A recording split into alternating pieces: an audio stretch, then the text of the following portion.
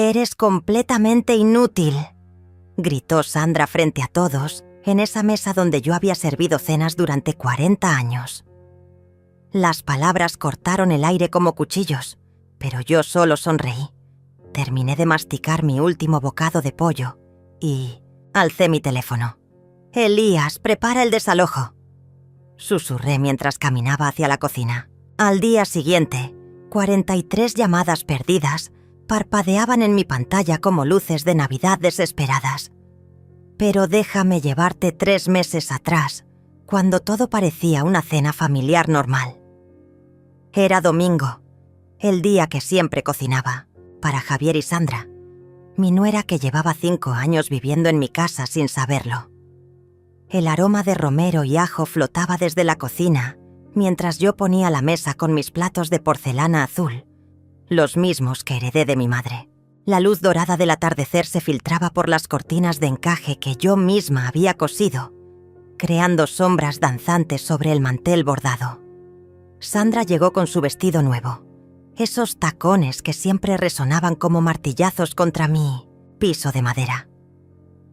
Se sentó en la cabecera de la mesa, en el lugar que había sido de mi difunto esposo, y comenzó a hablar de sus planes como si fuera la dueña de casa.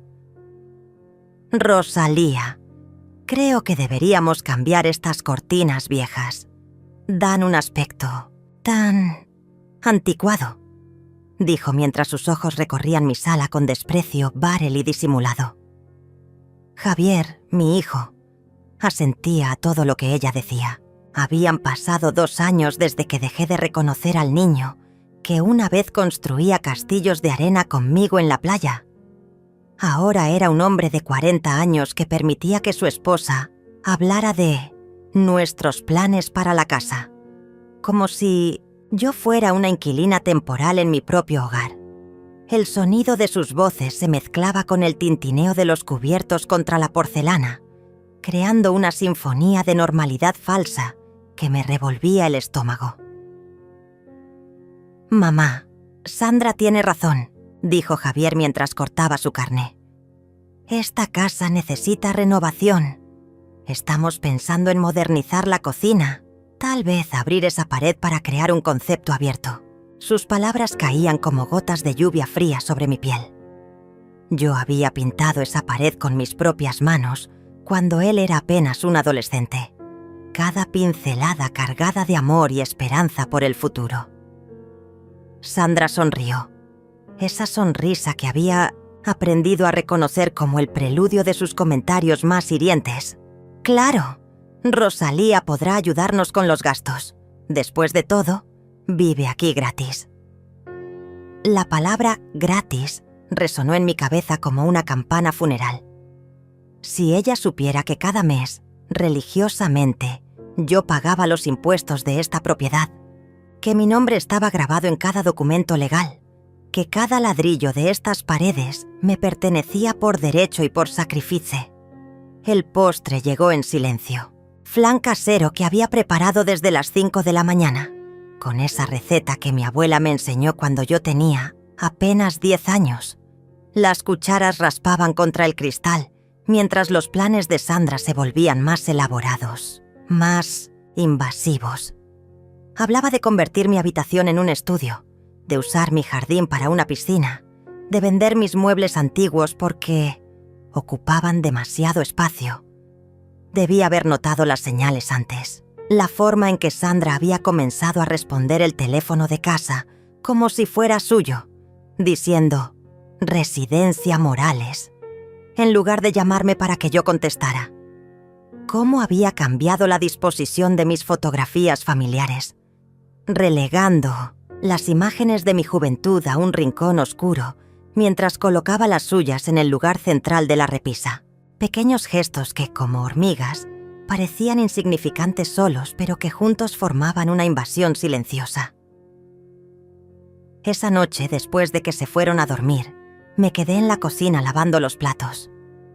El agua tibia corría sobre mis manos mientras observaba por la ventana mi jardín de rosas, iluminado por la luna llena. Cada rosa había sido plantada por mí, cada paz trazado por mis pasos durante décadas de madrugadas solitarias. Esta casa no era solo mi hogar, era mi historia, mi refugio, mi legado. Y alguien estaba tratando de arrebatármela sin siquiera saber que le pertenecía a la mujer que llamaban inútil. Las semanas siguientes se convirtieron en una danza extraña, donde yo observaba mi propia casa transformarse sin mi permiso. Sandra había comenzado a invitar a sus amigas para mostrar la propiedad, como si fuera una agente inmobiliaria presumiendo su nueva adquisición. Las escuchaba desde la cocina, donde yo preparaba café y galletas que ellas consumían, mientras planificaban cambios que jamás habían consultado conmigo. «Esta sala tiene tanto potencial», decía Sandra, su voz llegando hasta mí como el zumbido molesto de una mosca. «Imaginen sin todos estos muebles antiguos, con pisos modernos y paredes blancas minimalistas». Sus amigas suspiraban de admiración mientras yo apretaba los puños alrededor de mi taza de té. Cada mueble que despreciaban tenía una historia. La mecedora donde amamanté a Javier, el escritorio donde él hacía sus tareas mientras yo le ayudaba con matemáticas, la vitrina donde guardaba los recuerdos de nuestros viajes familiares. Una tarde, mientras regaba mis geranios en el porche delantero, escuché a Sandra hablando por teléfono en el jardín. Su voz llevaba esa tonalidad conspiratoria que me puso en alerta inmediata. «No, mamá, ella no sabe nada sobre papeles legales. Vive en su mundo de novelas románticas y telenovelas. Javier maneja todo eso ahora». Mis manos se detuvieron sobre la regadera mientras las gotas de agua caían lentamente sobre las flores rojas. «Claro que es nuestra casa», continuó Sandra, caminando entre mis rosales sin cuidado alguno, pisoteando los pétalos caídos.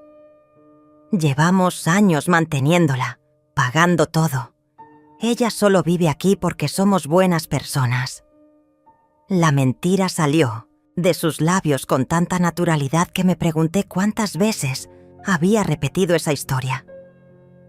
Mi corazón comenzó a latir más rápido mientras me daba cuenta de que Sandra no estaba simplemente siendo cruel. Estaba construyendo una narrativa, creando una versión de la realidad donde yo era la beneficiaria de su generosidad. Esa noche esperé hasta que las luces de su habitación se apagaran. Caminé descalza hasta mi estudio, ese pequeño cuarto que Sandra quería convertir en su espacio de trabajo, y abrí mi caja fuerte. Dentro estaban todos los documentos que había guardado celosamente durante décadas. La escritura original de la casa con mi nombre, los recibos de impuestos pagados religiosamente cada año, las facturas de todas las reparaciones y mejoras que había financiado con mi propio dinero. Cada papel era una prueba de que esta casa me pertenecía mucho antes de que Sandra existiera en nuestras vidas. El documento de compra databa de 1982, cuando Javier tenía apenas 8 años y su padre acababa de morir en ese accidente de tráfico que cambió nuestras vidas para siempre. Había trabajado 3 empleos simultáneamente para juntar el enganche. Limpiaba oficinas en las madrugadas, cuidaba niños en las tardes y cosía vestidos de novia los fines de semana. Mis dedos recordaban cada pinchazo de aguja, cada madrugada, levantándome a las 4 para llegar puntual a limpiar esos edificios corporativos, donde ejecutivos en trajes caros nunca notaron a la mujer que vaciaba sus papeleras. Los recibos de luz, agua, gas, todos estaban a mi nombre. Incluso después de que Javier se casara y se mudara aquí con Sandra, yo había seguido pagando cada factura desde mi cuenta bancaria. Nunca les pedí dinero porque quería que ahorraran para su futuro, para los nietos que esperaba conocer algún día. Qué irónica resultaba ahora mi generosidad, convertida en el arma que Sandra usaba para construir su ficción de propietaria benefactora. A la mañana siguiente, Sandra apareció en la cocina con una tablet en las manos y esa sonrisa que ya había aprendido a temer. «Rosalía, tengo noticias emocionantes», anunció mientras yo preparaba el desayuno. «Javier y yo hemos decidido renovar completamente la casa. Ya contacté a varios contratistas y decoradores. Colocó la tablet sobre la mesa del desayuno, mostrándome imágenes de interiores modernos que parecían salidos de una revista de arquitectura fría y despersonalizada. «Mira qué hermoso se verá todo», continuó, deslizando su dedo sobre las imágenes. Cocina abierta, pisos de mármol, paredes de cristal. Por supuesto necesitaremos que contribuyas con los gastos. Después de todo, tú también vives aquí y te beneficiarás de las mejoras. La palabra contribuir sonó particularmente obscena viniendo de alguien que vivía sin pagar renta en una casa que ni siquiera era suya. Javier apareció en la cocina, ya vestido para el trabajo, y besó a Sandra en la mejilla mientras observaba las imágenes en la tablet. «Se ve increíble, amor. Mamá, estoy seguro de que entiendes lo importante que es mantener la propiedad actualizada». Su voz tenía esa tonalidad patronizing que había desarrollado en los últimos años, como si hablara con una niña pequeña que necesitaba explicaciones simples para conceptos complejos. «Claro», murmuré, sirviendo huevos revueltos en sus platos. «Entiendo perfectamente». Y era verdad. Entendía que mi hijo había olvidado quién había sacrificado todo para darle esta casa, quién había hipotecado su futuro para asegurar el suyo. Entendía que Sandra había logrado convencerlo de que yo era una carga, una anciana confundida que dependía de su caridad. Pero también entendía algo que ellos desconocían. Cada documento legal, cada recibo, cada prueba de propiedad estaba guardada en mi caja fuerte, esperando el momento perfecto para revelar la verdad. La revelación llegó una semana después de manera tan casual que casi me atraganto con mi café matutino. Sandra estaba hablando por teléfono con alguien en la sala, y su voz llegaba hasta la cocina con esa claridad que solo tienen las conversaciones, que no deberían ser escuchadas. «Sí, doctora Herrera. Necesito que venga a evaluar a mi suegra. Creemos que está desarrollando demencia senil». Mis manos comenzaron a temblar mientras sostenía la taza. Desde el marco de la puerta, podía ver a Sandra caminando de un lado a otro, gesticulando con su mano libre como si estuviera dirigiendo una orquesta invisible. No, no es agresiva, pero se está volviendo muy olvidadiza. Ayer se quedó parada en el jardín durante 1 hora, solo mirando las flores, y habla sola constantemente. La mentira era tan elaborada, tan detallada, que me di cuenta de que había estado observándome, catalogando cada uno de mis gestos cotidianos para convertirlos en síntomas de una enfermedad que no tenía. Hablar con mis plantas mientras las regaba se había convertido en hablar sola. Mis momentos de contemplación en el jardín, esos instantes de paz donde procesaba la pérdida gradual de mi hijo, ahora eran evidencia de deterioro mental. «Exactamente, doctora. Por eso necesitamos que venga pronto. Javier y yo estamos muy preocupados por su seguridad y bienestar.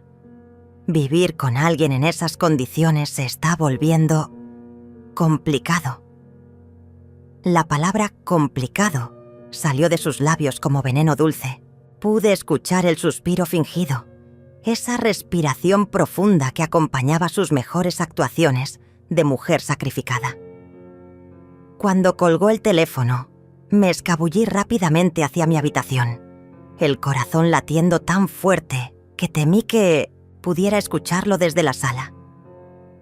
Me senté en el borde de mi cama, esa misma cama donde había dormido durante 30 años, y traté de procesar lo que acababa de descubrir.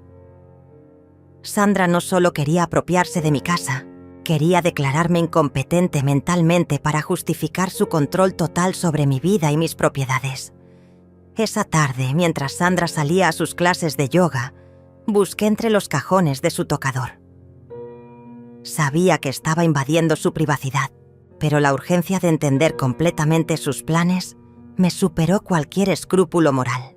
Encontré una carpeta manila escondida debajo de sus bufandas de seda, y dentro había documentos que me helaron la sangre. Había impreso formularios para solicitar la tutela legal de una persona mayor incapacitada. Mi nombre aparecía ya escrito, en varios espacios, con la letra cuidadosa de Sandra completando información que solo yo debería proporcionar. Fecha de nacimiento, número de seguro social, lista de comportamientos preocupantes observados en los últimos meses. Cada mentira estaba documentada con fechas específicas y descripciones detalladas de incidentes que jamás habían ocurrido. Sujeto: se encontró desorientada en su propia cocina, incapaz de recordar cómo preparar café, decía una entrada fechada la semana anterior. Yo recordaba perfectamente ese día. Había estado experimentando con una nueva receta de café que había visto en un programa de cocina, mezclando diferentes especias para crear un sabor único. Sandra había entrado a la cocina justo cuando yo estaba probando diferentes combinaciones y aparentemente había interpretado mi creatividad culinaria como confusión mental. Otra entrada describía cómo me había encontrado hablando de manera incoherente sobre personas que no existen. Ese día había estado contándole a Graciela, mi nieta de 16 años, historias sobre su bisabuela, mi madre, que había sido una mujer extraordinaria durante la época de la Revolución. Para Sandra, preservar la historia familiar se había convertido en delirio senil. Las páginas siguientes contenían investigaciones sobre casas de retiro en la zona, con precios y servicios subrayados en rojo.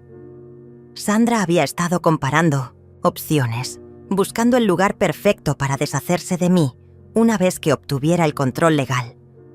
Los lugares más baratos tenían círculos rojos, como si estuviera buscando la opción más económica para mantener encerrada a la mujer que le había dado un hogar gratuito durante 5 años. Al final de la carpeta encontré algo que me destrozó el alma. Un borrador de carta dirigida a Graciela. En ella, Sandra explicaba cómo la abuela Rosalía se había vuelto peligrosa para sí misma y para otros, y cómo la familia había tomado la difícil decisión de buscar cuidado profesional para ella. La carta describía una versión de mí que era irreconocible, una anciana confundida, potencialmente violenta, que necesitaba supervisión constante. Sabemos que será difícil para ti entender, Graciela, pero tu abuela ya no es la mujer que conociste. La demencia la ha cambiado completamente y por su propia seguridad necesita estar en un lugar donde puedan cuidarla adecuadamente. Las palabras flotaban en la página como arañas venenosas, tejiendo una red de mentiras diseñada para aislarme, incluso de mi nieta, la única persona en la familia que todavía me veía como un ser humano completo. Coloqué todos los documentos, exactamente como los había encontrado, y cerré la carpeta con manos temblorosas. Ahora entendía la dimensión completa del plan de Sandra. No era solo crueldad casual o ambición simple. Era un esquema meticulosamente planificado para borrarme de mi propia vida. Primero me declararía incompetente. Luego me internaría en un asilo barato. Y finalmente se quedaría con mi casa mientras contaba la historia de una familia sacrificada que había cuidado amorosamente a una suegra enferma hasta que se volvió imposible. El sonido de la llave en la puerta principal me alertó de su regreso. Subí rápidamente a mi habitación y me senté junto a la ventana, fingiendo leer una novela mientras mi mente procesaba cada detalle de lo que había descubierto. Sandra entró cantando una canción pop, feliz y relajada después de su clase de yoga, sin saber que yo acababa de descubrir cada una de sus mentiras cuidadosamente construidas. Los días siguientes se convirtieron en un teatro absurdo, donde Sandra intensificó su campaña de desacreditación, mientras yo fingía no darme cuenta de sus maniobras.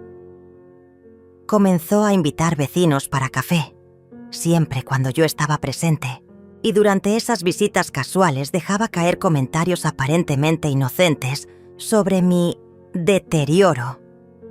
«Pobrecita Rosalía», le decía a doña Carmen, nuestra vecina de al lado, mientras yo servía galletas caseras.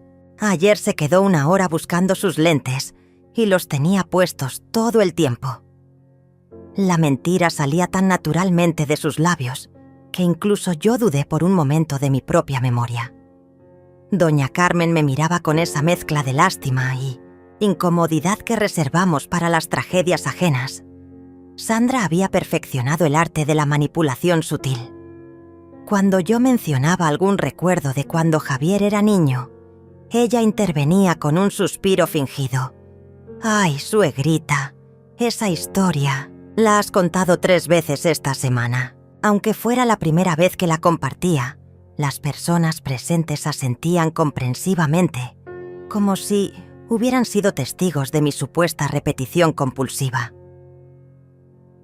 La situación escaló cuando Sandra comenzó a grabarme con su teléfono durante nuestras conversaciones cotidianas. Al principio pensé que era casualidad, que simplemente estaba usando el dispositivo mientras hablábamos. Pero una tarde la descubrí editando videos en su laptop, recortando fragmentos de nuestras charlas para crear una narrativa de confusión y desorientación que simplemente no existía. En uno de los videos había capturado el momento en que yo le preguntaba qué día era, pero había editado el contexto.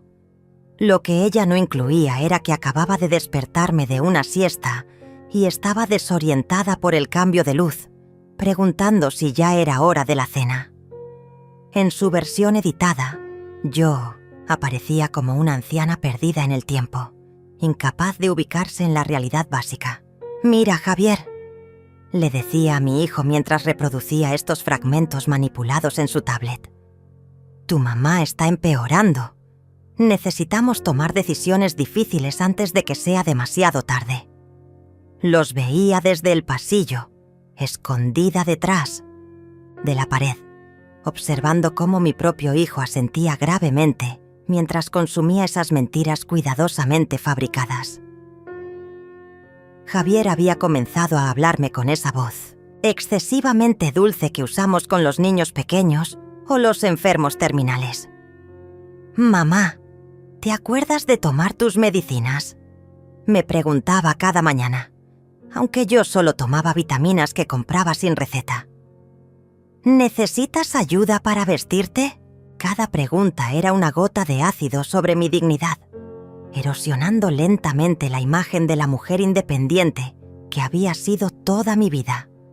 Sandra había comenzado a controlar mis salidas también.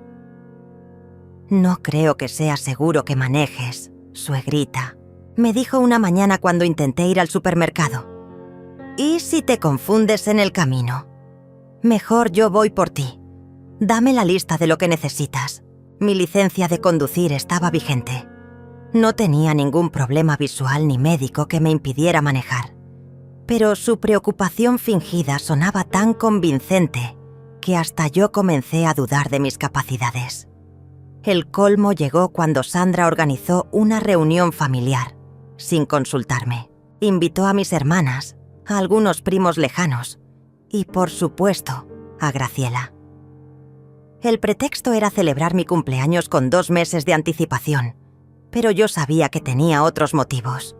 Durante la cena, mientras todos comían el pastel que yo había preparado en mi propia cocina, Sandra comenzó su presentación. «Familia, los hemos reunido porque estamos preocupados por mamá Rosalía», comenzó, usando ese tono grave que reservamos para las malas noticias médicas. «Hemos notado cambios en su comportamiento que nos inquietan profundamente». Procedió a enumerar una lista de síntomas que sonaban sacados de un manual médico. Episodios de confusión, pérdida de memoria reciente, comportamiento errático, dificultades para realizar tareas básicas. Mis hermanas me miraban con alarma, creciente mientras Sandra desarrollaba su monólogo. «Por supuesto, Javier y yo estamos dispuestos a seguir cuidándola el tiempo que sea necesario, pero creemos que necesita evaluación médica profesional». La palabra «cuidándola» resonó en mis oídos como una bofetada. Esta mujer que vivía gratuitamente en mi casa, que comía mi comida y usaba mi electricidad, ahora presentaba su parasitismo como un acto de caridad cristiana. Tal vez deberíamos buscar ayuda especializada, sugirió mi hermana menor, Julieta, con lágrimas en los ojos. Conozco un geriatra muy bueno que podría evaluarla. Sandra asintió solemnemente, como si esa hubiera sido exactamente la respuesta que esperaba. Ya tengo algunos contactos médicos, respondió. De hecho, he estado investigando opciones de cuidado a largo plazo, por si llegamos a necesitarlas. Solo Graciela parecía escéptica ante esta actuación.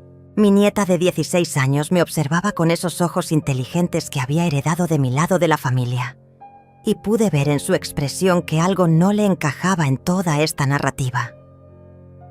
Cuando Sandra terminó su presentación y los adultos comenzaron a discutir mi futuro como si yo no estuviera presente, Graciela se acercó a mi silla.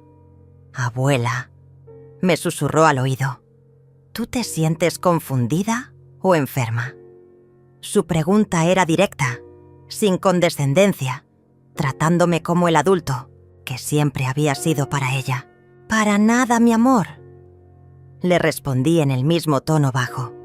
«Me siento perfectamente lúcida y capaz». Vi cómo sus ojos se entornaron ligeramente, esa expresión que ponía cuando algo no le cuadraba en sus clases de matemáticas.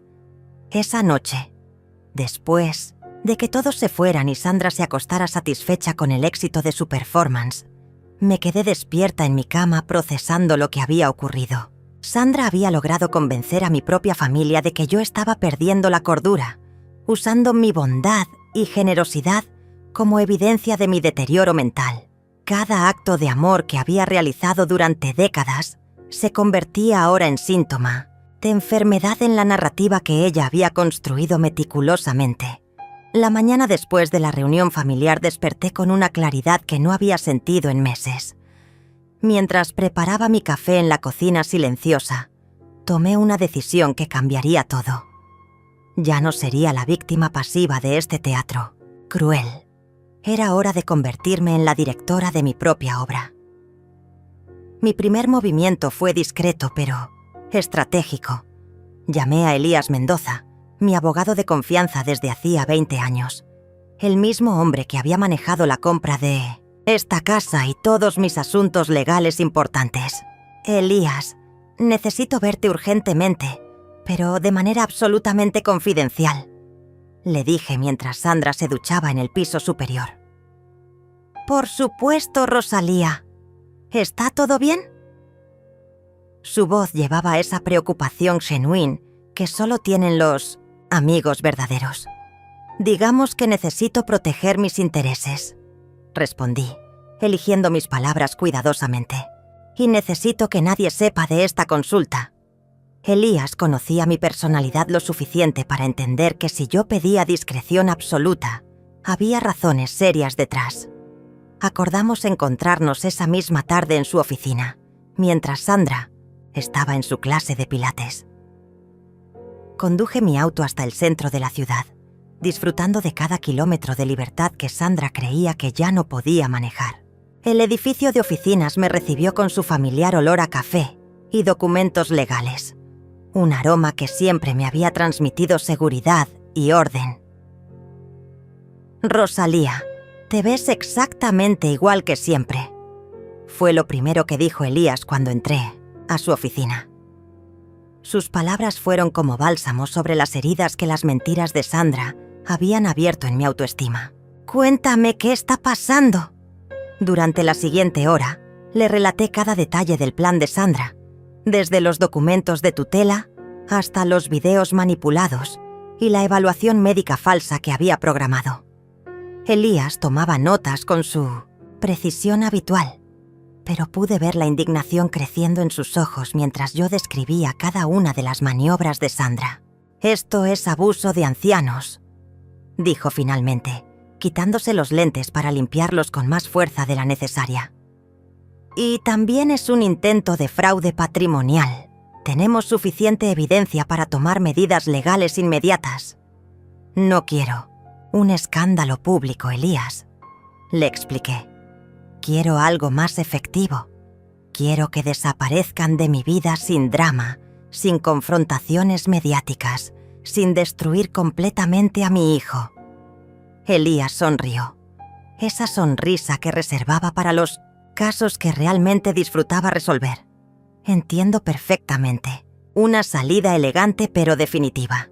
Durante las siguientes 2 horas, diseñamos un plan que era legal, ético y absolutamente devastador en su simplicidad.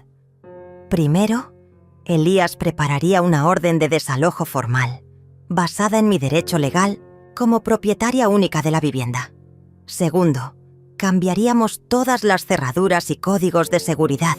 Tercero, instalaríamos un sistema de cámaras de seguridad para documentar cualquier intento de acoso o intimidación posterior. ¿Y si Sandra intenta proceder con la evaluación médica?, pregunté. Elías había pensado en eso también. Ya contacté al doctor Ramírez, tu médico familiar. Está dispuesto a hacer una evaluación cognitiva completa para demostrar tu competencia mental. También tengo contactos en el hospital, donde Sandra programó su evaluación falsa. Podemos bloquear cualquier intento de manipulación médica. Regresé a casa sintiéndome como una mujer diferente. Cada paso tenía propósito. Cada sonrisa que le dirigía a Sandra llevaba el peso de mi conocimiento secreto. Ella me saludó con esa condescendencia fingida que había perfeccionado. ¿Cómo estuvo tu día, suegrita? ¿No te perdiste manejando? Fue perfecto, respondí con honestidad absoluta. Exactamente lo que necesitaba. Esa noche comencé mi propio trabajo de documentación. Mientras Sandra dormía, grabé videos de mí misma realizando tareas complejas, resolviendo crucigramas avanzados, recitando poemas completos de memoria, explicando recetas detalladas sin consultar ningún libro. También grabé mi rutina nocturna de revisar las finanzas familiares, balanceando mi chequera y planificando inversiones. Cada video era una bofetada silenciosa a las mentiras de Sandra. Instalé una aplicación en mi teléfono que grababa automáticamente todas las conversaciones en la casa. No era para usarlas legalmente, sino para tener registro exacto de cada manipulación, cada mentira, cada comentario cruel que Sandra hacía creyendo que yo era demasiado senil para recordarlo o documentarlo. La tecnología que ella usaba para destruirme ahora trabajaba en mi favor. Al día siguiente, Sandra anunció triunfalmente que había confirmado mi cita con la doctora Herrera para la siguiente semana. Es una especialista muy reconocida en demencia senil, me explicó con esa voz melosa que usaba cuando quería sonar especialmente caring. Javier y yo estaremos contigo durante toda la evaluación para apoyarte. La idea de que necesitaba su apoyo para una evaluación médica era tan patronizing que tuve que contener la risa. ¡Qué considerados!, respondí, sirviendo té en las tazas de porcelana que mi madre me había heredado. Estoy segura de que será muy reveladora. Sandra interpretó mi calma como resignación, cuando en realidad era la serenidad de una mujer que finalmente tenía todas las cartas en su favor. Esa tarde, mientras Sandra estaba en el teléfono coordinando detalles de mi supuesta incapacidad con sus amigas, recibí una llamada de Graciela. Abuela, ¿podemos hablar en privado? Hay algo que no me está gustando de todo esto. Mi nieta tenía esa intuición natural que las mujeres de nuestra familia habían heredado durante generaciones. Esa capacidad de detectar mentiras incluso cuando están perfectamente maquilladas. Por supuesto, mi amor. ¿Qué te preocupa? Anoche escuché a Sandra hablando con mi papá sobre internarte en un asilo, me confesó con voz temblorosa. Decía que ya había visitado algunos lugares y que tenía todo preparado para después de la evaluación médica. Pero abuela, tú no actúas como alguien enfermo. Estás igual que siempre. Graciela había sido mi aliada involuntaria, la testigo inocente que podía confirmar mi lucidez mental. Graciela, quiero que sepas algo muy importante, le dije. eligiendo mis palabras cuidadosamente. No importa lo que pase en los próximos días. Recuerda que tu abuela está perfectamente cuerda y que te ama más que a la vida misma. No podía decirle más sin involucrarla en el plan, pero necesitaba que supiera que todo lo que estaba por ocurrir tenía un propósito. La semana siguiente se desarrolló como una sinfonía silenciosa, donde cada movimiento de Sandra me acercaba más a mi libertad final. Mientras ella perfeccionaba los detalles de mi destrucción, yo ejecutaba mi plan con la precisión de una cirujana. Elías había comenzado a mover las piezas legales. Los documentos de desalojo estaban listos, las cerraduras nuevas ordenadas y el sistema de seguridad programado para instalarse el día después de la confrontación.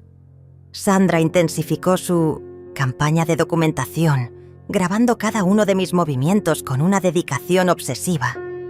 No sabía que yo también la estaba grabando a ella, capturando cada mentira, cada manipulación, cada comentario cruel que hacía cuando creía que yo no podía escucharla. Sus conversaciones telefónicas se habían vuelto más frecuentes y más explícitas sobre sus planes para mi futuro. Sí, mamá, el lugar que visité ayer está perfecto. La escuché decir mientras fingía leer en la sala contigua. Es económico, limpio, y lo mejor es que está a 2 horas de aquí.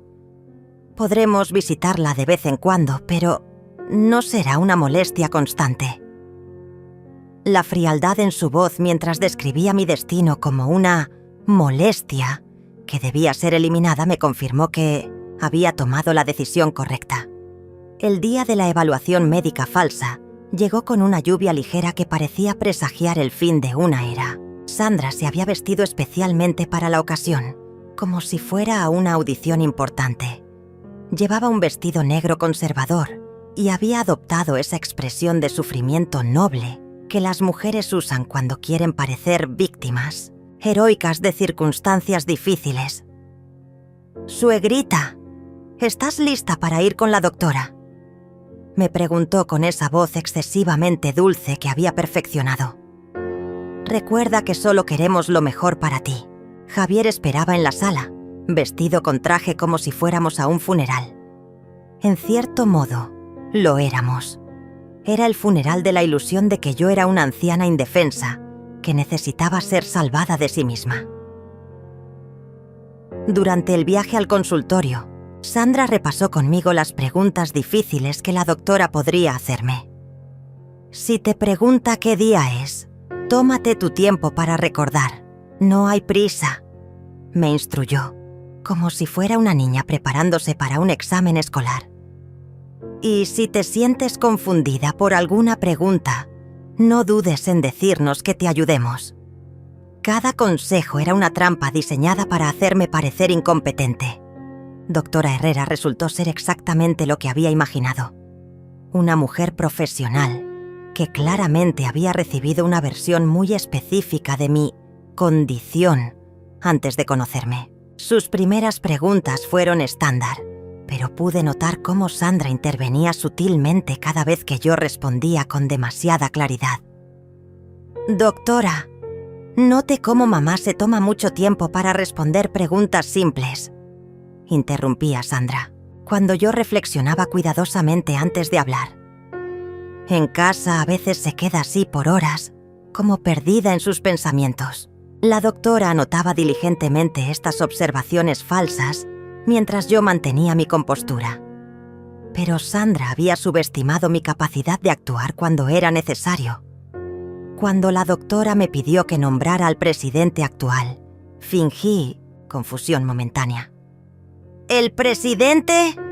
«Ay, doctora, con tantos cambios políticos. ¿Se refiere al presidente de México o al de Estados Unidos?» Mi pregunta era perfectamente válida, pero Sandra la interpretó como evidencia de mi desorientación. «Ve, doctora, esto es exactamente lo que le decía», murmuró Sandra con satisfacción apenas contenida. «Se confunde con información básica que antes manejaba perfectamente».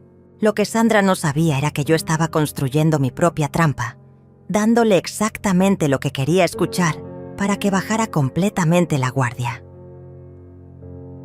Durante los tests cognitivos, fingí pequeñas dudas en momentos estratégicos.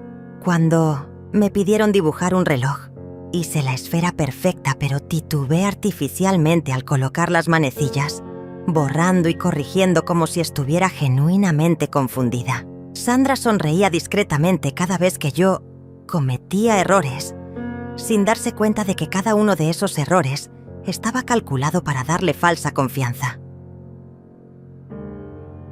Al final de la evaluación, la doctora Herrera pidió hablar con Sandra y Javier en Minziciencie, privado. Desde la sala de espera podía escuchar fragmentos de su conversación a través de la puerta mal cerrada. Los resultados preliminares sugieren algún deterioro cognitivo leve, decía la doctora. Recomendaría evaluaciones adicionales y posiblemente considerar opciones de cuidado asistido. Sandra salió de esa oficina radiante de triunfo contenido. Durante el viaje de regreso comenzó a hablar abiertamente sobre los próximos pasos, como si mi destino ya estuviera sellado. Mamá, sé que esto es difícil, pero la doctora confirma lo que nosotros hemos estado observando. Necesitas más cuidado del que podemos darte en casa. Entiendo perfectamente, respondí con la mansedumbre que había estado cultivando durante semanas. Ustedes saben lo que es mejor para mí. Mis palabras eran exactamente lo que Sandra quería escuchar. La rendición total de una mujer derrotada que finalmente aceptaba su destino de invalidez y dependencia. Esa noche Sandra hizo varias llamadas triunfales a sus amigas y familiares. «Ya tenemos la confirmación médica», la escuché decir desde mi habitación. «La doctora dice que necesita cuidado especializado. Podremos proceder con los arreglos que habíamos planificado». Su voz llevaba esa satisfacción de alguien que había ganado una partida larga y complicada. Lo que Sandra no sabía era que al día siguiente, mientras ella celebraba su victoria con una cena especial que había planeado para procesar la difícil decisión familiar, yo ejecutaría la fase final de mi propio plan. Elías ya tenía todos los documentos preparados, las cerraduras estaban listas para cambiar y el sistema de seguridad se instalaría a primera hora de la mañana.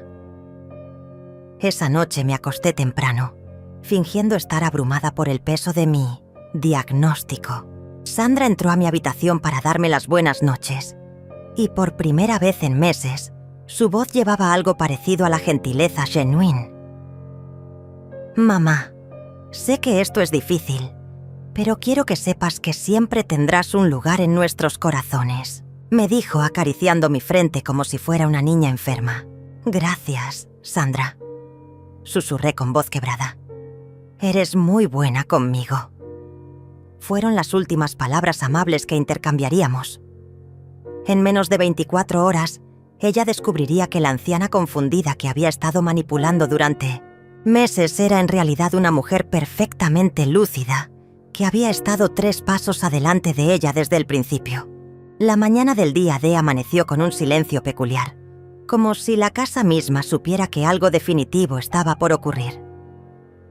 Sandra se levantó tarde, relajada por su victoria del día anterior, y bajó a desayunar tarareando una canción, pop que sonaba obscenamente alegre en el contexto de lo que creía haber logrado. Javier ya se había ido al trabajo, sin sospechar que cuando regresara esa noche, su mundo habría cambiado para siempre. «Buenos días, suegrita», me saludó Sandra, con esa nueva dulzura que había adoptado desde mi supuesto diagnóstico. «¿Cómo dormiste? Sé que ayer fue un día difícil para ti. Preparé café para ambas, sirviendo en las tazas de porcelana que había usado durante 30 años de mañanas familiares, sabiendo que sería la última vez que Sandra bebería en mi mesa». «Dormí muy bien», respondí con honestidad. Por primera vez en meses, había dormido profundamente, con la paz que viene de saber que la justicia está a punto de ser servida.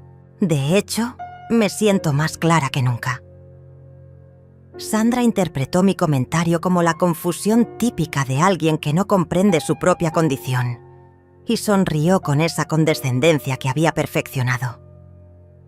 A las 10 de la mañana, Sandra recibió una llamada que la puso eufórica. Era de Villa Esperanza. Me anunció después de colgar. Tienen una habitación disponible para ti. Podríamos hacer la transición la próxima semana. Su voz temblaba de emoción contenida mientras describía las maravillosas instalaciones del asilo que había elegido para mí. Lo que no mencionaba era que Villa Esperanza era el más barato de todos los lugares que había investigado. «¡Qué eficientes!», murmuré, removiendo mi café lentamente. «¿Ya contactaste a Elías para los papeles legales?». La pregunta era una pequeña trampa que Sandra mordió inmediatamente. «Oh, no te preocupes por eso, suegrita. Javier y yo nos encargaremos de todos los aspectos legales. Tú solo necesitas concentrarte en adaptarte a tu nuevo hogar». A las 11, Sandra salió para hacer algunas diligencias relacionadas con tu traslado. Lo que no sabía era que esas serían las últimas diligencias que haría como residente de mi casa. En el momento que su auto desapareció por la esquina, puse en marcha la fase final de mi plan. La primera llamada fue a Elías. «Es hora, lentas», dije simplemente. «Procede con todo tal como lo planeamos». Su voz llevaba esa energía que reservaba para los momentos más satisfactorios de su carrera legal. «Los técnicos de cerrajería están en camino y el equipo de seguridad llegará en 1 hora. Los documentos de desalojo están listos para ser entregados oficialmente». La segunda llamada fue a una empresa de mudanzas que había contratado secretamente la semana anterior. «Vengan ahora», les dije. «Tienen exactamente 3 horas para embalar y trasladar todas las pertenencias de la habitación principal y el closet del segundo piso». Había hecho una lista meticulosa de cada objeto que pertenecía a Sandra y Javier, desde su ropa hasta sus productos de tocador. Mientras los trabajadores transformaban mi casa, yo permanecí sentada en mi mecedora del porche, observando cómo cada vestigio de la presencia de Sandra era sistemáticamente removido de mi hogar. Sus vestidos caros, sus zapatos de diseñador, sus cremas antiedad, todo fue empacado con eficiencia profesional y cargado en un camión que los llevaría a un depósito de almacenamiento que había rentado a su nombre. A las 2 de la tarde los cerrajeros terminaron su trabajo. Cada cerradura había sido cambiada, cada código de acceso reprogramado. La casa que Sandra creía controlar ahora le era completamente inaccesible. El técnico de seguridad instaló cámaras discretas en puntos estratégicos, todas conectadas a mi teléfono para que pudiera monitorear cualquier intento de intimidación posterior. Elías llegó a las 3 con los documentos oficiales. «Todo está en orden, Rosalía», me informó mientras revisábamos cada papel. «El desalojo es legal y definitivo. Tienen 24 horas para recoger cualquier pertenencia que hayamos pasado por alto, pero solo con supervisión policial y en horarios específicos». Me entregó copias de todo, incluyendo las órdenes de restricción que había solicitado en caso de que Sandra intentara acosarme después de la expulsión. A las 4, instalé una cámara de seguridad adicional, apuntando directamente a la entrada principal. Quería capturar el momento exacto en que Sandra descubriera que ya no podía entrar a la casa que había considerado suya. También preparé un sobre manila con copias de todos los documentos legales, incluyendo las grabaciones de sus mentiras y los videos manipulados que había creado para incriminarme. A las 5, Graciela llegó para su visita semanal, sin saber que estaba a punto de presenciar el acto final de esta obra. «Abuela, ¿por qué hay un camión de mudanzas en la entrada?», me preguntó con curiosidad genuina. «Mi querida nieta», le respondí, «estás a punto de ver cómo se hace justicia en silencio». Le expliqué todo mientras preparábamos té juntas. El plan de Sandra para internarme, las mentiras que había construido, la evaluación médica manipulada y mi contraataque legal. Graciela escuchaba con los ojos cada vez más abiertos, alternando entre la indignación y la admiración. «Abuela, eres increíble», susurró cuando terminé mi relato. «¿Puedo quedarme a ver qué pasa cuando lleguen?» Las 6:30. El auto de Sandra apareció en la entrada. Desde la ventana de la sala, observamos cómo intentaba abrir la puerta principal con su llave. Cuando la cerradura no respondió, probó con la entrada lateral, luego con la puerta trasera. Finalmente, frustrada y confundida, comenzó a tocar el timbre insistentemente. Caminé lentamente hacia la puerta, con Graciela siguiéndome a una distancia prudente. «Sandra», dije a través de la puerta cerrada, «me temo que ya no vives aquí». Su voz al otro lado era una mezcla de confusión y creciente alarma. «¿Rosalía? ¿Qué está pasando? ¿Por qué no puedo entrar?» «Porque esta es mi casa», respondí, con una calma que había estado cultivando durante meses. «Siempre ha sido mi casa, y he decidido que ya no eres bienvenida en ella». El silencio que siguió fue tan profundo que pude escuchar el latido de mi propio corazón. Luego comenzaron los gritos. Los gritos de Sandra escalaron desde la confusión hasta la histeria total en cuestión de minutos. «Rosalía, abre esta puerta inmediatamente», rugía mientras golpeaba la madera con los puños. «Estás enferma. No puedes tomar estas decisiones. Necesitas ayuda médica». Su voz se quebró cuando se dio cuenta de que yo no iba a ceder a sus demandas como había hecho durante tantos meses. «Sandra», le dije a través de la puerta, manteniendo mi tono sereno y controlado, «encontrarás todas tus pertenencias en el depósito ubicado en la avenida Reforma 847. La llave está debajo del tapete del porche trasero, junto con los documentos legales que explican tu situación actual». Graciela me observaba con admiración creciente mientras yo ejecutaba cada paso de mi plan con precisión quirúrgica. «¡Esto es ilegal!», gritó Sandra, ahora claramente desesperada. «Eres una anciana senil, no puedes expulsarme de mi casa». Su frase reveló finalmente la verdad que había estado escondiendo durante años. Sandra realmente creía que la casa era suya. En su mente manipuladora, había construido una realidad donde su parasitismo se había convertido en propiedad legítima. El teléfono de Sandra comenzó a sonar mientras continuaba golpeando la puerta. Pude escuchar fragmentos de su conversación histérica con Javier. «Tu madre se volvió loca. Me echó de la casa. Cambió las cerraduras. Tienes que venir inmediatamente». Su voz era tan aguda que hasta los vecinos comenzaron a asomarse por sus ventanas, curiosos ante el espectáculo que se desarrollaba en mi jardín delantero. «Abuela», me susurró Graciela, «esto es mejor que cualquier telenovela». Su comentario me hizo sonreír por primera vez en meses, con genuina alegría. Mi nieta tenía razón. Había algo profundamente satisfactorio en ver cómo Sandra experimentaba la impotencia que yo había sentido durante tanto tiempo.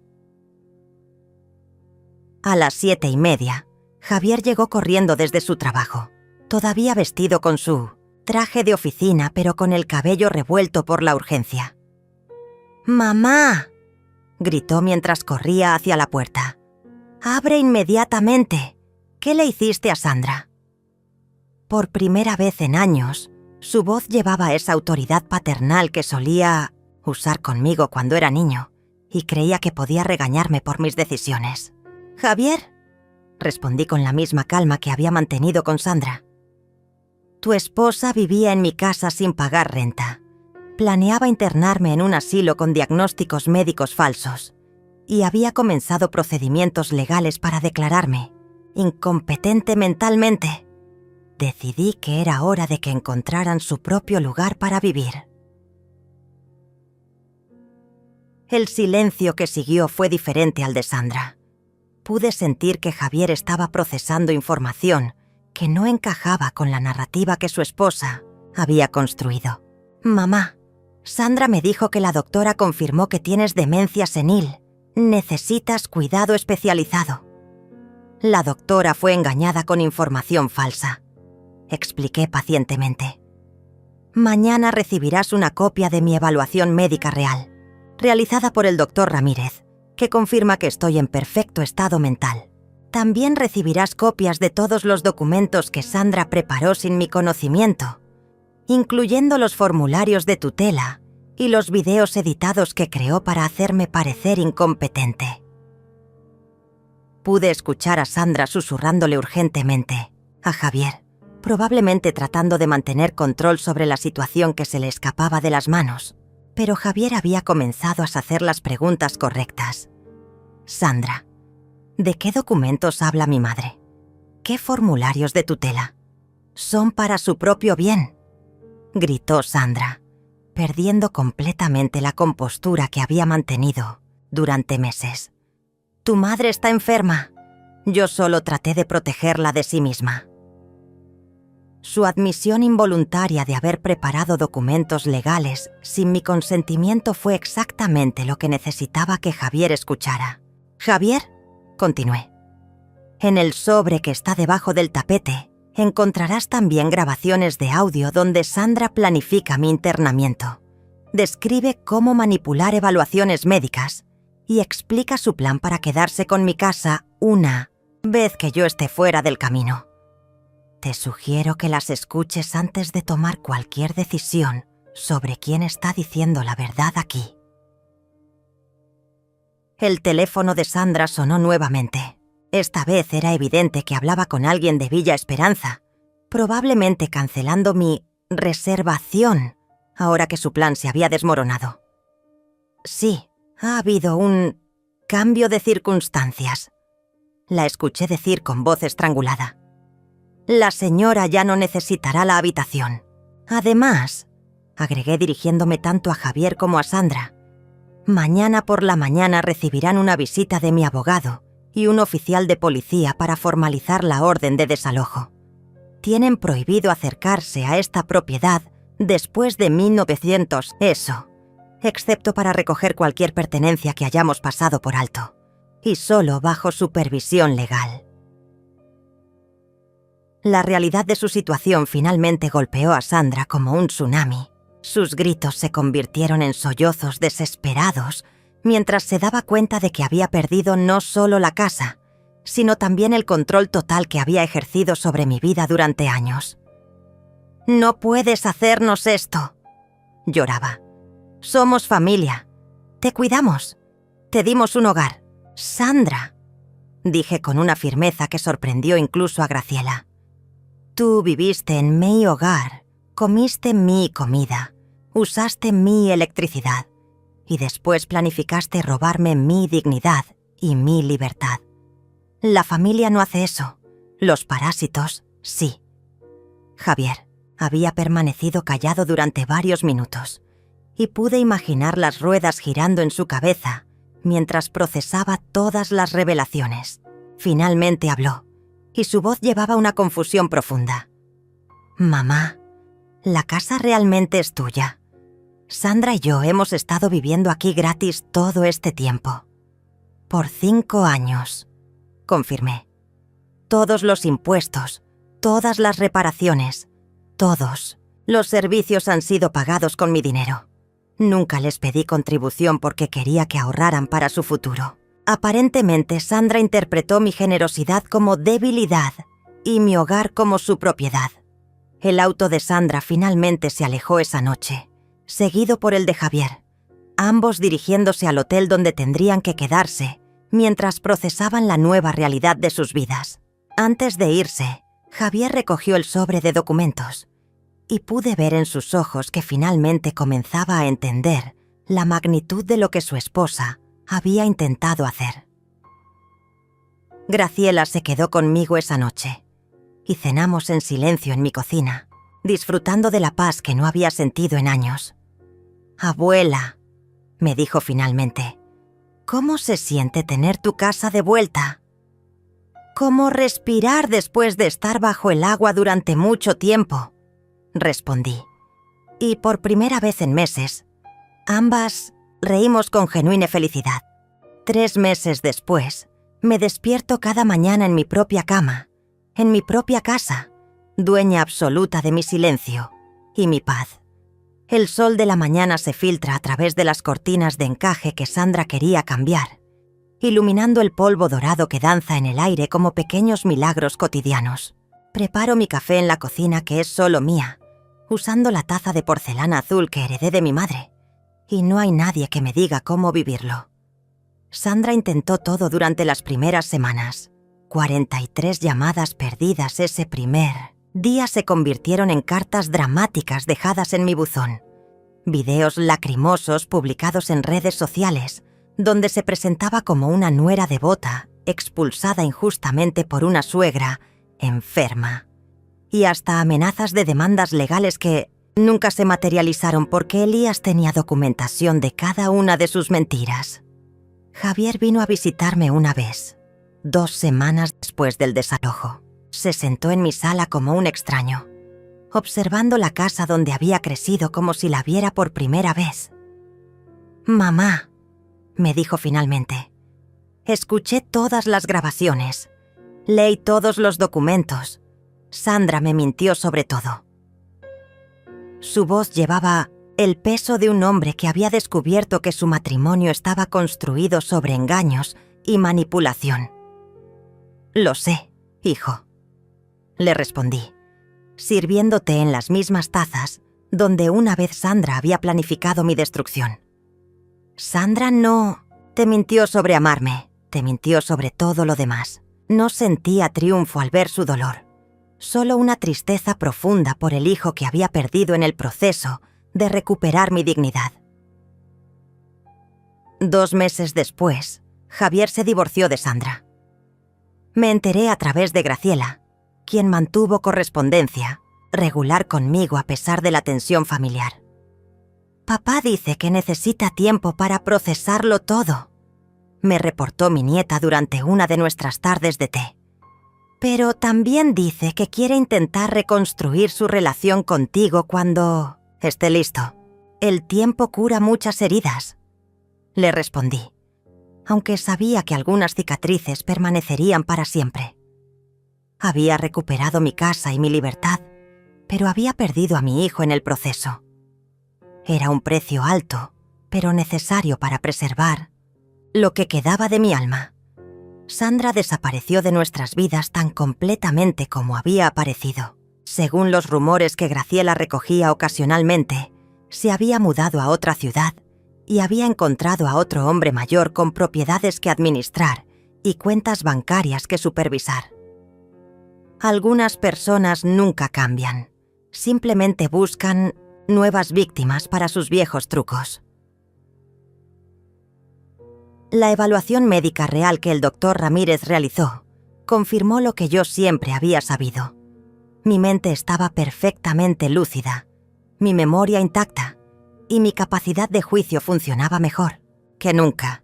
El informe médico se convirtió en el documento final que cerró cualquier posibilidad de que Sandra intentara revivir sus planes de tutela o internamiento.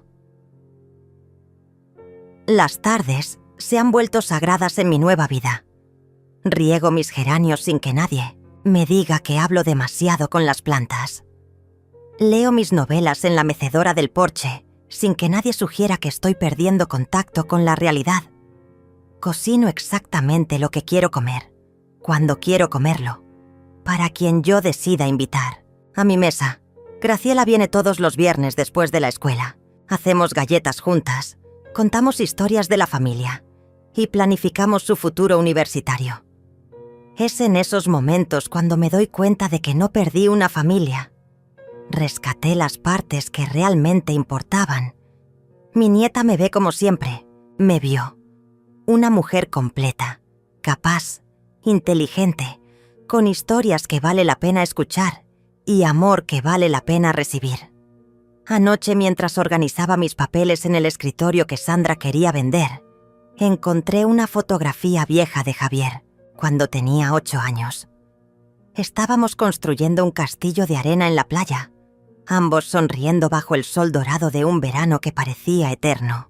Guardé la fotografía en el primer cajón, donde puedo verla cada vez que abro el escritorio, recordándome que el amor verdadero persiste incluso cuando las personas se pierden por un tiempo. Esta mañana, mientras bebía mi café y observaba amanecer sobre mi jardín de rosas, recibí un mensaje de texto de un número desconocido. «Mamá, soy Javier. ¿Podríamos almorzar juntos la próxima semana? Hay muchas cosas de las que necesitamos hablar». No respondí inmediatamente. Dejé que las palabras flotaran en mi teléfono mientras terminaba mi café lentamente, saboreando tanto el líquido como la posibilidad de recuperar a mi hijo. Finalmente escribí: «Por supuesto, ven el domingo a las 2. Haré tu postre favorito».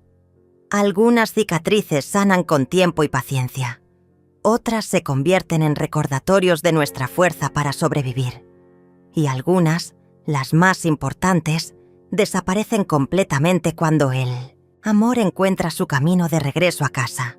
Esta casa que es mía, que siempre fue mía, que seguirá siendo mía hasta el día que yo decida lo contrario. Se llena nuevamente de risas cada viernes cuando Graciela viene a visitarme.